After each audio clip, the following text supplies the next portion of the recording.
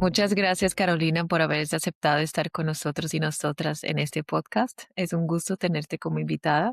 Y para quienes no te conocen, ¿quién es Carolina y cómo llegó el arte a tu vida? Hola Sara, muchas gracias. La verdad es que es un honor para mí estar en tu podcast. Había tenido la fortuna de escuchar algunas de tus entrevistas previas, así que estoy muy contenta de que podamos conversar. Y te cuento brevemente de mí. Soy Carolina Castro Jorquera, soy curadora de arte y mamá de dos hijos. Nací y crecí en un lugar que se llama el Valle de la Concagua, en Chile, en la zona central de Chile, un territorio profundamente marcado por el río Aconcagua, que lo atraviesa desde la cordillera al mar, como muchos de los ríos en Chile, en esta geografía. Y ese paisaje y esa relación cotidiana con la naturaleza, yo creo que fueron como mi primer paisaje de asombro, si lo podemos poner en esos términos. Creo que el arte llegó a mi vida de una manera muy orgánica, viviendo en una zona muy de campo, muy vinculada a la naturaleza. El arte no llegó a mi vida como algo espectacular, sino como una sensibilidad, como el cuidado de la casa, los detalles, el jardín que cultivaba mi mamá, especialmente, y también a través del cuerpo, porque durante mi adolescencia fui atleta, y prácticas como correr, caminar, nadar, fueron siempre formas de pensar y de sentir el mundo. Entonces, creo que esa forma de expresividad y de sensibilidad vinculada a las artes está relacionada también con una forma de vivir. Entonces, cuando entré a la universidad, el arte era entendido sobre todo como una forma de hacer objetos, ¿no? Como el arte en relación a un quehacer que se resumía en un crear un algo, ¿no? Un objeto. Pero con el tiempo y especialmente después de mis estudios en Argentina y en España, empecé a comprender el arte como una forma de conocimiento y como una manera de pensar el mundo y de abrir espacio a otros mundos posibles, que creo que es la forma en la que entiendo el arte hoy en día, ¿no? Pero al volver a Chile y regresar a este valle donde vivo hoy otra vez, me encontré con un territorio profundamente transformado por, no sé, la agricultura intensiva, la minería y por supuesto la crisis climática. Entonces creo que ese choque entre la memoria del paisaje y del territorio en el que crecí y el presente marcó definitivamente mi práctica curatorial, que comenzó a orientarse hacia un arte que se vinculara o que reflexionara sobre la ecología y estos vínculos sagrados entre humanos y naturaleza. Muy bonita esa historia. Y el arte, o sea, que es algo más del ser y no tanto de crear, ¿no? Como parte más Sí, del interior de uno y no tanto del exterior de lo que podemos hacer con eso. Y desde los primeros tiempos, bueno, los seres humanos han recorrido al arte para comunicarse. Hoy, ¿qué papel así. crees que ocupa el arte en la vida de las personas? Yo creo que hay algo sobre lo que he reflexionado, yo creo constantemente, creo que es una pregunta que también me acompañaba en mis estudios universitarios y que tiene que ver con la dificultad de poder nombrar un solo arte, ¿no? Como de hablar de un arte en mayúscula. Creo que esa idea de que existe como el arte ha ido siendo cuestionada con el tiempo y nos hemos dado cuenta que hay múltiples formas de artes y que esas múltiples formas son diversas en un sentido de cómo son percibidas y cómo son experimentadas por las personas que las hacen y por las personas que las viven. Entonces, me pasa, por ejemplo, en los mundos indígenas, tiene un sentido sagrado y ritual, como un valor intrínseco en la vida cotidiana, ¿no? Las ropas que usa un líder de una comunidad mapuche o de una comunidad licanantay o de una comunidad shipibo tienen un sentido. No solo comunican mensajes entre los humanos, sino también lo hacen con otras fuerzas y con otras presencias. Quiero decir que mm, son como constitutivas de un mundo de relaciones que es tremendamente rico. Entonces son relaciones con el espacio-tiempo, relaciones cósmicas, si las podemos llamar así, ¿no? Pero al mismo tiempo, si nos vamos a la casa, por ejemplo, de Doña Berta, por poner un ejemplo, el arte es ese cuadro que pintó su abuelita y que recibió como una herencia familiar. El arte está en ese espacio, en ese vínculo afectivo con la historia de esa pintura que le trae las memorias de la abuela y quizá de tantos más, a lo mejor, que han visto esa pintura. Y también está el arte que se transa en el mercado, el arte que es entendido como un activo financiero, también el arte como una virtud, como una destreza, tener el arte o el dominio de hacer algo, de algún tipo de conocimiento. Entonces, creo que el arte para mí hoy cumple, por un lado, cumple un rol que es el sustento de mi vida familiar. En cuanto a mis proyectos de arte me permiten vivir de ello, de escribir sobre arte, de hacer exposiciones, de tramar proyectos e incluso colaborar en la conservación de biodiversidad, que es algo a lo que sorprendentemente me he ido acercando desde el arte. Pero también el arte ocupa en mi vida un lugar espiritual, en cuanto a que el arte es algo que me permite cultivar una sensibilidad estética que está directamente relacionada con una ética de cuidado y que es la forma en la que me relaciono con el mundo, con mis hijos, con mis amigos, con mi familia. Entonces creo que en ese sentido el arte, yo diría que el arte es algo que no está separado de la vida cotidiana, sino una manera de habitarla con mayor atención, con mayor cuidado, El arte es una manera de habitarla en la vida con más con cuidado, más atención y atención y con más cuidado. cuidado. Oh, me encanta. Sí, o sea, pienso en esto, como hoy en día hemos perdido mucho la atención sobre las cosas. Nuestra atención está dispersa en muchos lugares y además está dispersa en una globalidad, donde hay demasiados elementos que están constantemente llamando nuestra atención, ¿no? Entonces, ¿cómo ponemos atención en las cosas que están en nuestro entorno cotidiano? Creo que el arte tiene mucho que ver con eso. Cuando experimentamos arte, nuestra atención es capturada de una forma especial. Sí, los pueblos indígenas son muy buenos en eso, o vivir el presente, no estar ahí, Sí. aquí, ahora. Y has hablado también de la conexión del arte con la naturaleza. ¿Puede ser el arte una herramienta de activismo? ¿Y de qué manera puede apoyar a comunidades impactadas por crisis ambientales, como hablamos ahora de los pueblos indígenas, y ayudar a Sí. sanar heridas de la colonización y la pérdida de identidad? Yo creo que sí. O sea, yo creo profundamente que el arte puede ser una herramienta de activismo. Pero ¿sabes qué? Pienso, muchas veces cuando digo la palabra activismo hay gente que me dice, ah, el activismo, como con cierto temor. Y en realidad yo creo que el arte es una herramienta del activismo, pero no desde esa idea como del eslogan del activismo, ¿no? No desde la denuncia directa, sino desde su Del capacidad de transformar. artivismo, del Claro, artivismo. este activismo, pero en especial de la capacidad que tiene el arte de transformar nuestras sensibilidades. Creo que en ese sentido el arte es activista del sentido, ¿no? De la sensibilidad. Entonces, el arte abre preguntas y crea espacios de escucha que permiten imaginar otras formas de relación con los territorios, con los cuerpos que habitan estos territorios. Y creo que la transformación de esa sensibilidad es para mí una forma de acción súper concreta. Yo creo que en contextos atravesados por la crisis climática, la crisis ambiental, el arte puede acompañar a las comunidades y ofrecer herramientas para reconectar, para reconocer, para narrar, incluso para visibilizar aquello que se ha perdido o que está en riesgo, podríamos decirlo de esa forma.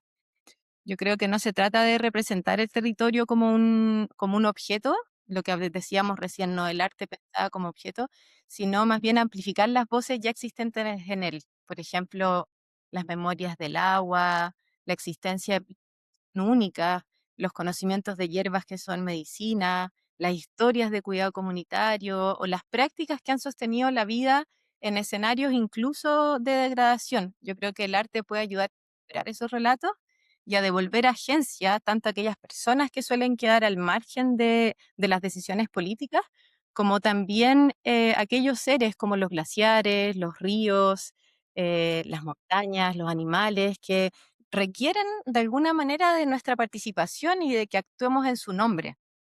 Yo creo que ahí hay algo que es relevante, ¿no? La poética del arte, la capacidad del arte de inmiscuirse, podríamos decir, en lugares a veces inesperados, creo que es parte de esta herramienta, de esta forma de entender el arte como dentro de la posibilidad del activismo.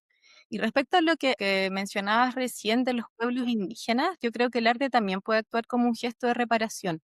Yo creo que hay muchas heridas de la colonización, como la pérdida de lenguas, de prácticas rituales, los vínculos con estos mismos lugares, los ríos, las montañas, los bosques, que tienen un componente espiritual y relacional.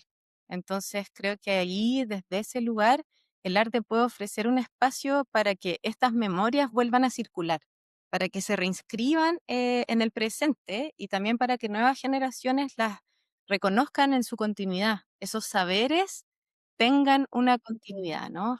Entonces creo que el arte no sustituye las políticas necesarias, podríamos decir, aunque nuestras acciones sí pueden incidir en ello, pero creo que puede contribuir a sanar, a reconstruir la comunidad y a recuperar el orgullo incluso de haber sobrevivido o de seguir sobreviviendo a la violencia sistémica, porque la violencia sistémica está en todos los lugares y tenemos que encontrar formas creativas de sobrellevar esa violencia, ¿no? Yo creo que ahí hay algo que es fundamental.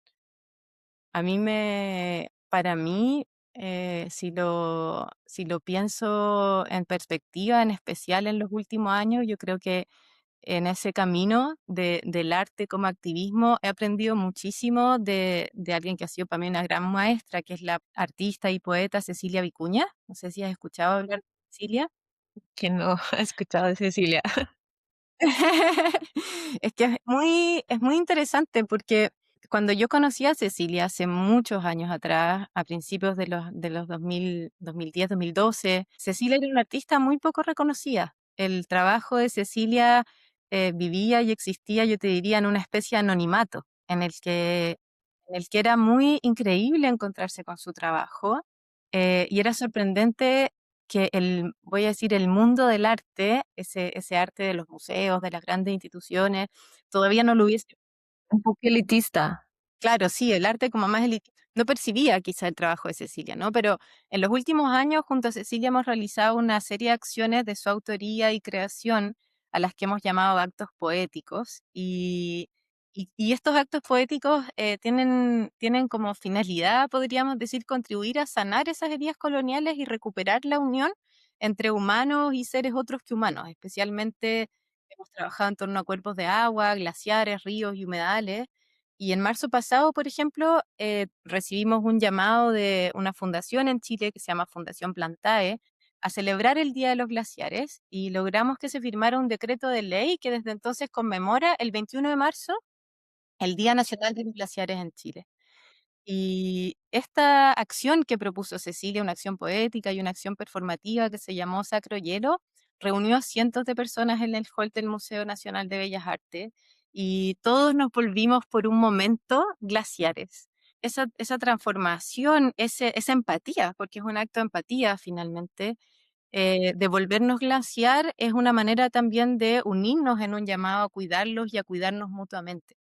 Entonces, cuando, cuando yo cuando he tenido la fortuna de trabajar en esto, de generar este tipo de participar de este tipo de acciones, creo que reafirmo la idea de que el arte puede activar, acompañar y reparar y abrir caminos incluso donde otros lenguajes quizás no alcanzan, y sobre todo recordarnos algo que es fundamental, que es que la crisis ambiental no es un problema técnico, es una crisis de relación.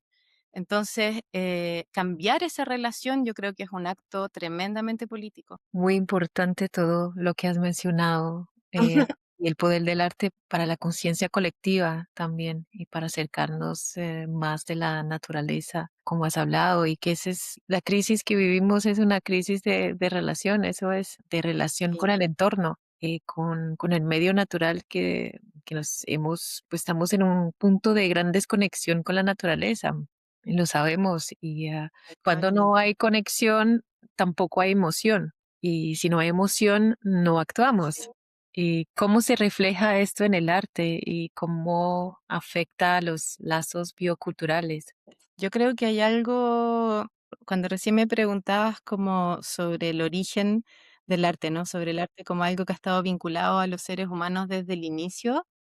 Hay algo que también ha estado desde el inicio con nosotros y es nuestra capacidad de asombro, ¿no? Yo creo que el arte tiene mucho de eso, de nuestra capacidad de asombrarnos. Yo te decía recién que te comentaba que soy mamá, tengo 2 hijos y yo creo que algo que ha sido un tremendo aprendizaje para mí ha sido eh, observar el asombro en los niños, ¿no? Esa cosa que es tan natural en ellos y que emerge con tanta espontaneidad y tan linda y que muchas veces los adultos como que bajamos, ¿no? Como que la aplastamos un poco. Em, m- Nos cuesta vivir en esa magia, nos cuesta vivir en ese espacio de receptividad del mundo y creo que es tan necesario. Y creo que el arte también tiene algo de eso, de sorprendernos, ¿no? Como de remecer ese espacio de la sorpresa y del asombro en nosotros. Creo que eso es algo súper bonito. Ahora respecto a nuestra desconexión con la naturaleza, que yo creo que seguimos un poco hablando de lo mismo, creo que el arte refleja de esa desconexión con la naturaleza una sensación de pérdida. Yo creo que una sensación de pérdida incluso de nuestra propia humanidad, una relación de pérdida de los propios territorios que habitamos, de los lenguajes que hablamos, o de vínculos que antes eran muy evidentes, si pensamos dependiendo de la infancia que haya tenido cada uno, pero cuando yo pienso en mi infancia, pienso en vínculos que eran evidentes con la naturaleza, por ejemplo, o con mis abuelos. Entonces, hoy muchos artistas trabajan precisamente desde ese quiebre, intentando hacer visible lo que ha sido silenciado por los modelos extractivistas, por los modelos finalmente que hoy imperan en el mundo, ¿no?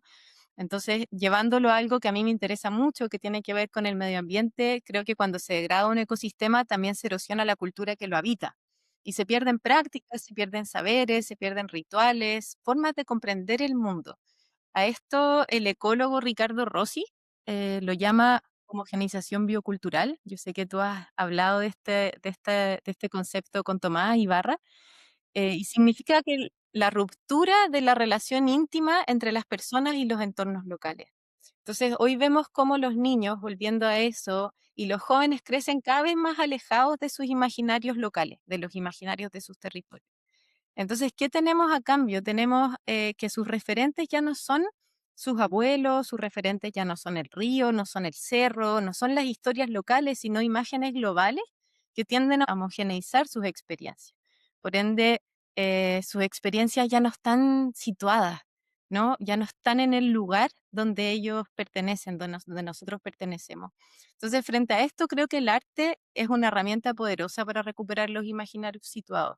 Creo que el arte tiene la capacidad y la posibilidad de recuperar imaginarios locales, incluso esos vínculos con la biodiversidad. Junto a Ricardo, ahora estamos recién publicando un libro que reúne experiencias de todo el mundo de el arte que se cruza con la conservación y la restauración biocultural.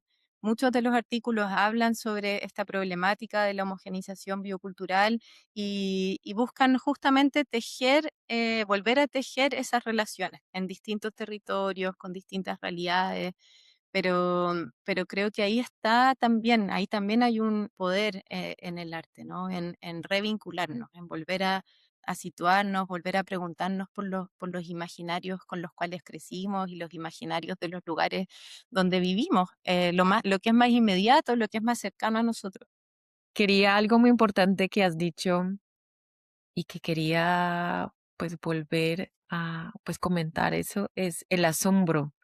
Eso me parece muy importante porque hemos perdido el asombro por la vida y sobre todo por Mm. la naturaleza. Me estaba acordando de un libro que leí hace tiempo que se llama La naturaleza sagrada, pero y ella hablado que durante siglos hemos perdido ese asombro que teníamos por la naturaleza, el Claro, respeto que teníamos por el entorno, por lo que pasaba y también eso ha sido mucho por la religión, por la separación sí, entre cuerpo, mente y todo ese ujú, proceso.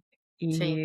Y bueno, solo quería comentar que tenemos que resgatar ese asombro y el arte me parece una tremenda herramienta, pero y no me gusta llamarle herramienta porque mucho A más mí que también eso. me pasa, a mí tampoco me gusta herramienta. Sí, parece que es como Yo algo de yo no, es mucho yo más creo que una palabra para, decir es una práctica, una práctica. es una sí, una forma de conocimiento, es una práctica, es algo que se hace en el sentido de que se vive.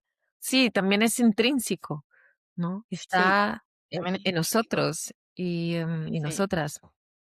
Y sí, bueno, todo para decirte que el arte me parece una forma tremenda de, llamémoslo, de artivismo, el activismo a través del arte, de sí, resgatar esa conexión con la naturaleza, de volver a los sitios, a las memorias que tenemos de nuestros ancestros y me sí. parece muy relevante también lo que has mencionado, y yo tengo un hijo y me pasa eso, que estás siendo influenciado por cosas que no son muy buenas, contenidos muy malos de influenciadores globales que no, y se está perdiendo esa, esa conexión con la tierra, con el Mm, local,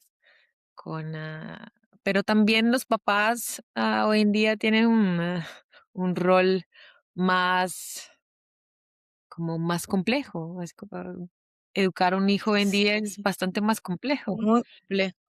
¿no? Yo creo que es muy desafiante en ese sentido. Creo que es muy desafiante, o sea, creo que eso mismo que estábamos hablando recién de lidiar con el entorno cotidiano, como estar en ese espacio de lo cotidiano y tener que lidiar también con todo eso que viene de afuera y que viene de muchos lugares, porque al final lo que ocurre en el mundo hoy nos afecta a todos y nos afecta en nuestra psique, nos afecta en nuestra forma de estar. Muchos andamos nerviosos, ¿no? Como en los escenarios políticos globales son complejos. La crisis climática genera una tremenda ansiedad y en algunos casos incluso depresión, ¿no? Entonces, hoy en día los papás y las mamás tenemos que también proveer un espacio de seguridad y de estabilidad para nuestros hijos en un contexto que es muy inestable, donde lo que más hay es incertidumbre. Entonces creo que es muy desafiante eso. Muy desafiante y pues, y sobre todo para las mujeres, para las mamás. Sí, Antes las mujeres estaban atrapadas en ese modelo, ¿no? De mamás, de esposas, pero estaban más conectadas con la parte de nutrir, ¿no? La parte sí, eso es cierto, de eso es verdad. crear a sus hijos, pues el entorno familiar, todo eso. Hoy en día las mujeres están trabajando, se han emancipado, están conectadas con una energía más masculina, ¿no? Porque están Ujú. compitiendo Sí, en el mercado de trabajo con todo eso. Y eso también porque las mujeres están más conectadas con la naturaleza, sí, pues, creadoras, creamos vida. yo creo que hay una fuerza grande ahí, hay una fuerza súper grande en las mujeres, en esa relación de cuidados, en esa relación de cuidados maternos, de cuidados familiares, de cuidados con nuestro entorno, con la tierra. Yo creo que hay un poder muy grande ahí y es tremendamente importante que mantengamos eso, que nos, que nos, que nos alineemos con esa fuerza que es propia de las mujeres. Yo creo que es parte de nuestro rol en el mundo. Ajá. ¿Y cómo piensas el arte y el femenino? O sea, no queriendo pues atrapar eso en la parte de mujer, hombre, sino Mm. con la parte de energía femenina, ¿cómo lo ves? Yo creo que hay algo que tú lo nombraste recién, pero la energía creadora de lo femenino es tremendamente potente y tremendamente relevante hoy en día. Pero también cuando hablamos de desconexión, hablamos de nuestra desconexión con esa energía creadora femenina. Yo creo que hay muchas mujeres que nos hemos dado cuenta o hemos en algún momento resentido nuestra desconexión con ese poder.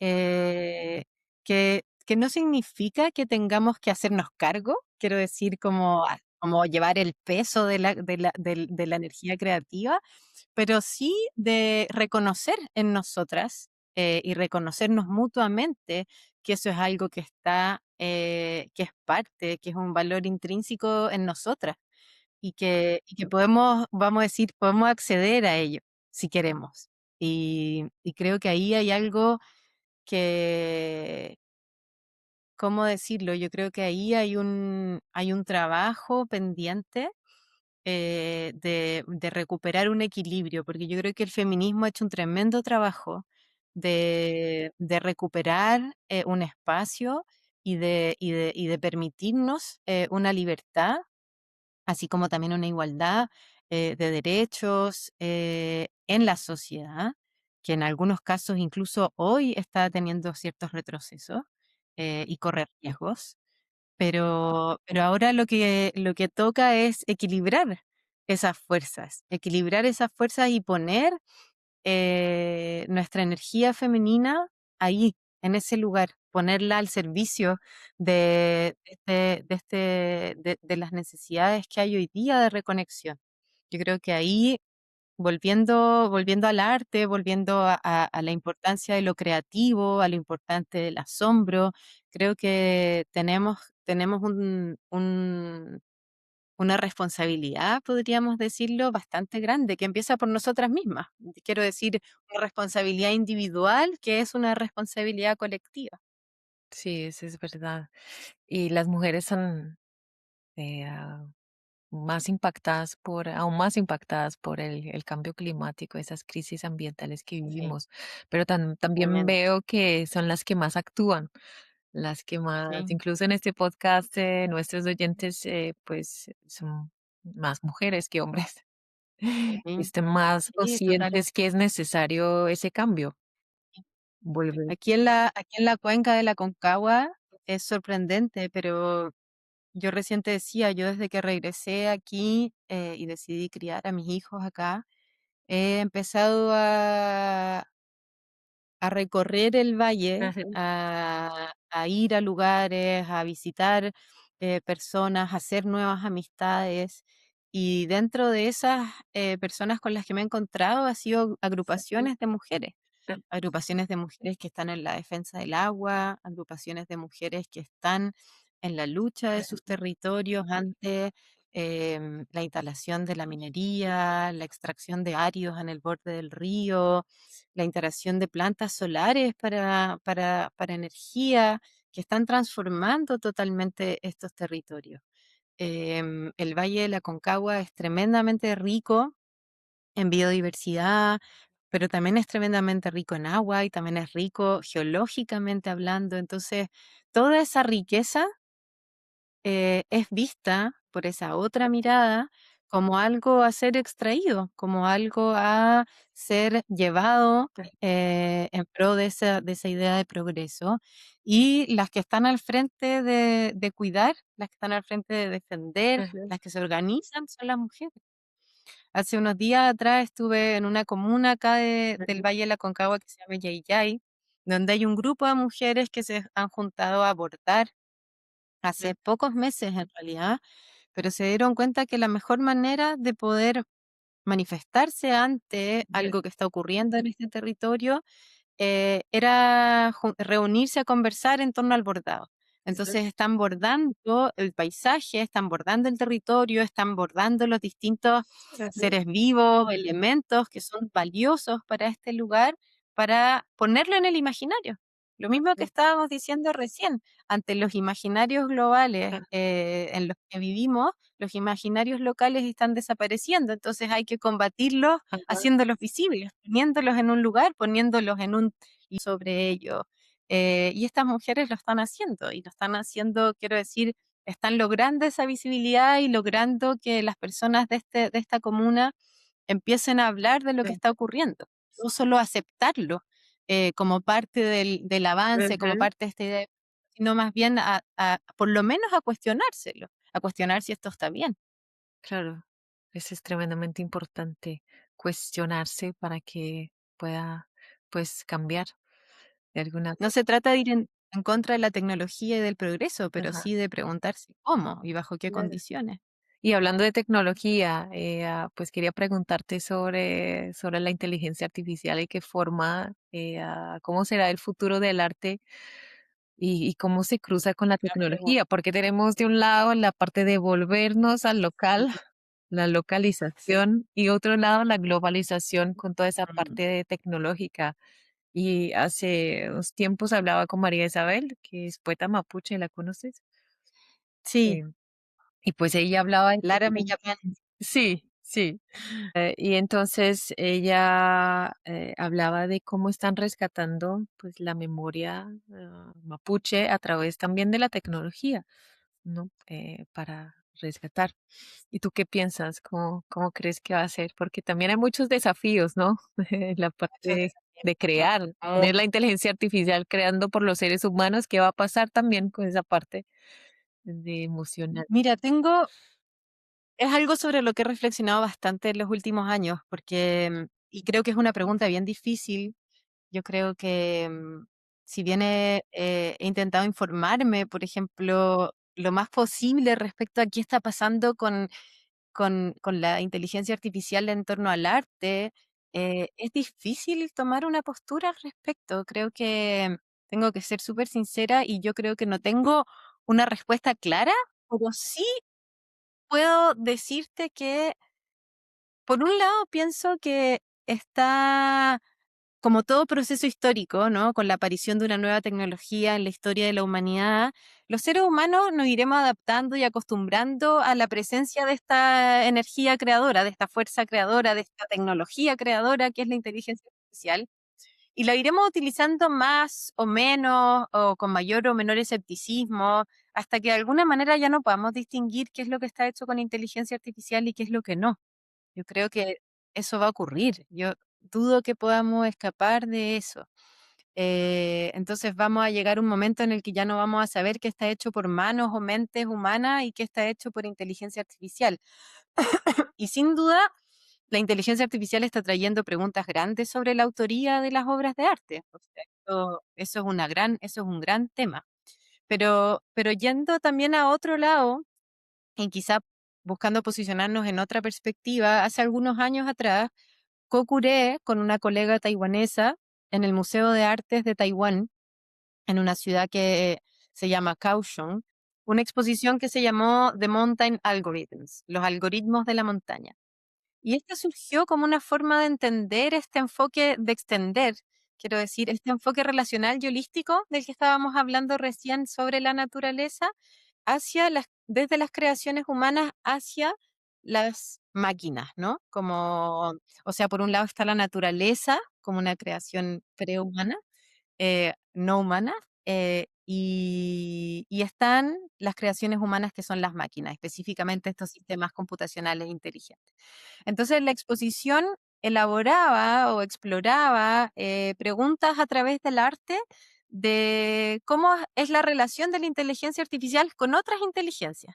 La inteligencia de las plantas, la inteligencia de los hongos, la inteligencia de los microbios, la inteligencia del bosque. Hoy día sabemos, ¿no?, que los bosques son también seres pensantes, entidades pensantes que se comunican entre ellas. Entonces, esta exposición se hacía esta pregunta pensando en la teoría de Gaia de James Lovelock. Lovelock es científico, yo diría que un futurista también, que propuso que la Tierra es este organismo que se autorregula, no un organismo en sí mismo, como planeta. Entonces nos preguntamos qué escenarios futuros podrían desarrollarse donde los sistemas de inteligencia artificial se comuniquen con Gaia, se comuniquen con una montaña y desarrollen algoritmos para un equilibrio de los ecosistemas. Dijimos, parece obvio pensar, y esto lo propone Lovelock, dice, parece obvio pensar que la inteligencia artificial va a necesitar del equilibrio planetario, porque si el planeta desaparece y todo se extingue, la inteligencia artificial también desaparece. Entonces, vamos a decir, pensando en un mínimo de inteligencia, requeriríamos que la inteligencia artificial propicie las condiciones necesarias para poder seguir existiendo, ¿no? Entonces, cuando empezamos a trabajar en esta exposición, nos dimos cuenta que evidentemente el desarrollo de la inteligencia artificial es tan rápido, que sus implicaciones éticas y ecológicas plantean grandes desafíos. Sabemos que hoy en día la inteligencia artificial y todos estos data centers que se están instalando en muchos lugares tienen un consumo de agua que es tremendo, ¿no? Sabemos el impacto ecológico que tiene. Pero también están las preguntas éticas respecto a la inteligencia artificial, ¿no? Entonces, yo creo que se requieren mentes altamente creativas para poder diagnosticar el potencial impacto que pueda tener esta tecnología que es floreciente hoy en día, porque en realidad está recién empezando. Entonces, Lovelock en el Novaceno, este último libro que publica Lovelock, que se llama El Novaceno, la era de la superinteligencia, básicamente dice que estos seres superinteligentes van a tener que depender de la salud planetaria tanto como nosotros y por ende van a necesitar de un sistema de enfriamiento planetario, del sistema de enfriamiento que Gaia tiene, que el planeta mismo tiene naturalmente, para protegerse del aumento del calor y los efectos del calentamiento global. Entonces, esta exposición presentó obras de artistas de Asia y América Latina, con una visión bastante, yo diría incluso positiva, sobre la inteligencia artificial, pensando que tal vez incluso en un mundo posthumano, en un mundo en el que nosotros no existamos, la inteligencia artificial va a seguir existiendo y va a contribuir a una restauración ecosistémica. Entonces ahí tenemos otro punto de vista, ¿no? Como decir, wow, ¿esto podría ocurrir? ¿Podríamos llegar a pensar que eso podría ocurrir? Pero bueno, la verdad es que volviendo un poco a lo que comentabas tú, de lo que te contaba María, esta mujer mapuche que habla sobre la importancia que está teniendo la tecnología para revitalizar los conocimientos ancestrales mapuches, creo que la relación entre arte y tecnología puede generar colaboraciones virtuosas. Yo creo que, en especial si pensamos en las tecnologías previas a lo humano o que están más allá de lo humano, pensando en las tecnologías espirituales. Creo que hay un concepto que a mí me ha interesado mucho en los últimos años y que se enlaza bastante con mis investigaciones previas en el mundo espiritual y en el campo de la conciencia, y que es este concepto de tecnologías espirituales del que habla la antropóloga y artista colombiana Bárbara Santos. Eh, Bárbara señala que de manera complementaria tecnologías como la inteligencia artificial han existido las tecnologías ancestrales de las naciones indígenas que han servido históricamente al equilibrio planetario. Cuando pensamos en, por ejemplo, en un pago a la tierra, en un res, cuando pensamos en un instrumento que suena como un ave, por ejemplo, estamos hablando de tecnologías que están comunicándose con la naturaleza y que están siendo una forma de sostener un equilibrio. Entonces, eh, eso también es una tecnología. Yo también creo que eso es una forma de tecnología. Entonces, entre ellas podemos encontrar saberes prehumanos, conocimientos. No me cierro a imaginar el mundo con la inteligencia artificial, pero creo que el desafío no es si la tecnología va a existir o no, sino desde qué valores y desde qué relación con la Tierra vamos a desarrollarla. Esa conexión con los valores, que es lo que está faltando mucho hoy en día. Y pues quería preguntarte, ya que hablaste de esa parte de lo que transciende el físico, de la parte espiritual, en tu libro hablas del camino de la conciencia, donde se entrelazan Sí. arte y espiritualidad. Pues, ¿a qué te refieres con ese camino y cómo podría ayudarnos a combatir esta desconexión que vivimos hoy en día? Mira, Como abrazar el espiritual. sí, esa pregunta se conecta con un trabajo que es, voy a decir, más temprano mío, pero sigue siendo tremendamente importante para mí hoy en día. Mi libro El camino de la conciencia, que fue publicado el 2020, fue en realidad mi investigación de doctorado que realicé en Madrid entre el 2011 y el 2016. Y nace una pregunta bien simple, pero bien profunda, y es si es posible pensar el arte no solo como un objeto material o como un gesto político, sino también como una práctica espiritual, como un camino de transformación de la conciencia. Creo que esta pregunta me acompañó durante mucho tiempo, pero se hizo muy clara, se volvió muy nítida cuando durante mi estudio en España me di cuenta que gran parte del arte latinoamericano del siglo XX era leído casi exclusivamente desde una clave política y materialista. Entonces, quedaba algo fundamental fuera, que era la dimensión espiritual que atraviesa muchas de nuestras culturas y que incluso atraviesa también el arte moderno y también el arte contemporáneo, no solo el arte indígena. Entonces empecé a buscar de una forma, yo te diría, como muy intuitiva, artistas que en Latinoamérica, en contextos políticos muy complejos que habían sido las dictaduras, habían tenido caminos de búsqueda artística profundamente espiritual. Entonces, cómo la búsqueda espiritual en esos momentos, voy a decir, en esos momentos extremos humanos, ¿no? Donde la vida está en riesgo, cómo aparece la conciencia espiritual en el contexto incluso de la conciencia política, ¿no? Entonces, ese camino de conciencia al que me refiero es, como hablábamos al comienzo, es un proceso de atención, es un proceso de escucha, es un proceso de reconexión, es entender el arte como una forma de conocimiento sensible que nos ayuda a percibir aquello que normalmente queda fuera de los discursos racionales y que tiene que ver con la interdependencia, que tiene que ver con la continuidad de los saberes y con la continuidad entre los seres, porque hay una continuidad entre seres que nos permite a nosotros estar acá, ¿no es cierto? Eso ya lo sabemos hoy en día. Entonces, las relaciones con la naturaleza, las relaciones con lo invisible, con el mundo de la vida, a eso me refiero con ese camino de conciencia y como ese camino de conciencia no es una conciencia como ciertas visiones lo han planteado hoy en día, una conciencia que está en el cerebro, una conciencia que está en el es la conciencia compartida, es la conciencia relacional, es la conciencia compartida con todos los seres vivos. Entonces, si hay esa conciencia, y hubo artistas, y hay artistas que percibieron esa conciencia y que trabajaron en torno a ella, retomemos ese hilo un poco, ¿no? Esa era mi intención, eso es algo que está claramente expuesto en el libro.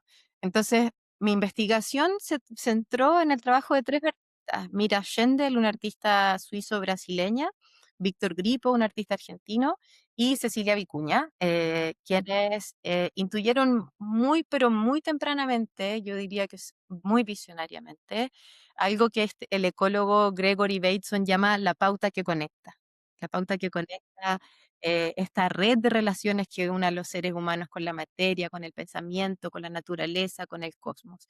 Entonces, su obra no buscaban yo diría como un dominio del mundo, esta idea del arte como la trascendencia del ser humano en el que todo el mundo se va a acordar de ti. No, no es forma de trascendencia, ¿no? Sino que sus obras buscaban comprender el mundo, relacionarse con él desde otro lugar. Hoy el mundo está comenzando a reconocer esa visión de estos tres artistas. Mira y Víctor murieron antes de que yo iniciara esta investigación. Cecilia está viva y es la única entre ellos que está teniendo hoy la posibilidad de poder vivir el reconocimiento de este trabajo y el reconocimiento de este trabajo tan anticipatorio. Entonces, creo que es muy asombroso. El arte de Cecilia, creo que ya lo dije recién, pero el arte de Cecilia es de una belleza, de una coherencia y de una capacidad anticipatoria que nos deja de sorprendernos. Yo creo que hay mucha visión en los artistas, en algunos artistas podemos encontrar mucha visión.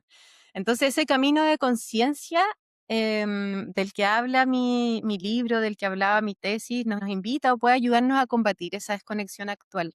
Yo creo que propone ese camino de conciencia no propone volver al pasado en búsqueda de una conexión, sino más bien recuperar formas de saber que reconocen que no estamos separados de la vida. que reconocen que no estamos separados de la naturaleza, que somos naturaleza, en un contexto de crisis ambiental y espiritual, porque también vivimos una crisis espiritual hoy en día. Creo que el arte puede abrir espacios de conciencia donde volvamos a sentirnos parte de todo lo vivo y desde aquí quizá poder comenzar a cuidar y abrazar esas formas de habitar, esas formas de existencia. Palabras muy bonitas. Muchas gracias, Carolina. Ha sido un gusto hablar contigo y conocerte también. ¿Y qué mensaje te gustaría compartir con quienes nos escuchan? ¿Qué mensaje me gustaría Ya has compartir? compartido Yo creo tantas cosas tan bonitas. sí, yo creo que hemos Ver. dicho tantas cosas, pero yo creo que más que un mensaje, yo creo que es una invitación a volver a relacionarnos desde el mundo de la atención y de los cuidados, estar atentos. Creo que, yo creo que la atención puede ser una forma muy radical de disponernos a una reconexión. Estar atentos nos puede permitir que esos saberes que nos rodean, esos saberes que incluso están dentro de nosotras, se hagan visibles. Entonces, otra vez, como lo hemos dicho, creo que esta crisis no es un problema técnico, no es un problema externo, es sobre todo una crisis de relación. Entonces, como nos hemos ido desconectando de los territorios que habitamos y de los ritmos de la naturaleza, muchas veces también de nosotros mismos. O sea, nos cuesta incluso estar con nosotros mismos. Entonces, creo que no necesitamos gestos heroicos para comenzar a cambiar esto. Yo creo que basta con volver a mirar el lugar donde vivimos, volver a escuchar el agua que corre, incluso el agua que ya no corre, porque vivimos en escenarios donde hay ríos que ya no corren, pero también eso es algo que tenemos que escuchar. Entonces, escuchar, tener conversaciones con los mayores, aprender el nombre de una plantita, el nombre de un cerro, el nombre de un río. Creo que reconocer que no estamos solos y que las cosas están nombradas por un motivo, están ahí por una razón, que vivimos en una trama compleja y hermosa de relaciones que nos sostienen. Yo creo que eso es algo fundamental. Entonces, ojalá quienes nos escuchan puedan preguntarse con quiénes comparto el territorio donde habito, qué relaciones quiero cuidar, desde dónde puedo volver a tejer vínculos. Yo creo que cada gesto de atención, por pequeño que parezca, también es una forma de acción. Y de alguna forma, algo que pienso a menudo y algo que le digo mucho a mis hijos, es que las montañas van a seguir ahí cuando nosotros no estemos, y van a contar historias sobre nosotros. Entonces, ojalá esas historias sean historias de amor entre los seres humanos y la tierra. Yo creo que eso es algo que tenemos que lograr, que quede ahí, ¿no? Y que trascienda. Yo creo que ahí es donde está esa capacidad del ser humano de trascender también. Ajá, muy bonito. Muchas gracias por tu tiempo y ha Gracias a sido un ti, honor Sara. escucharte. Gracias a ti, gracias por esta invitación. Siempre es lindo poder conversar, compartir ideas, compartir emociones también y transmitir un poco de lo que hacemos y compartirlo. Ojalá Gracias. nuestras acciones también inspiren a otras personas a hacer y a conectarnos también entre nosotros. Yo creo que eso también es fundamental.